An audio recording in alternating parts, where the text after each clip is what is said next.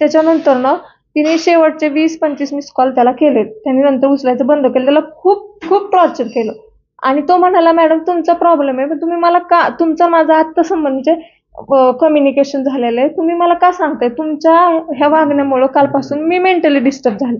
त्या एवढंच बोलायच्या, की "मी ऑलरेडी मेंटली डिस्टर्ब आहे आणि तू मला असं बोलल्यामुळं मी अजून डिस्टर्ब झाली."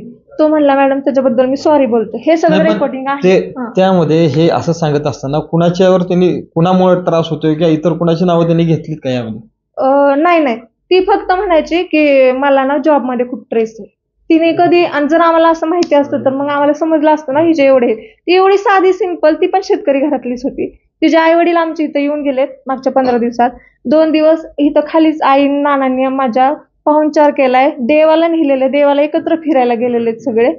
तर मग एवढ्या म्हणजे एवढं जर माझा भाऊ मानसिक छळ करत होता, तर त्याच्यात आलेले की तिने माझ्या भावाला कॉल केलेत का भावंतीला. कंटिन्यू ती कॉल करून त्याला डिस्टर्ब करत होती. ब्लॅकमेल करत होती. ते सगळं प्रूफ सापडलेले आहेत. ते कोर्टात तुम्हाला म्हणजे नंतर समजेल सगळ्यांना. हा तिने जो आरोप लिहिलाय तिला ह्याचा राग होता. लास्टला ती खूप कॉल करत होती त्याला आणि ती खूप टॉर्चर करत होती लग्नासाठी.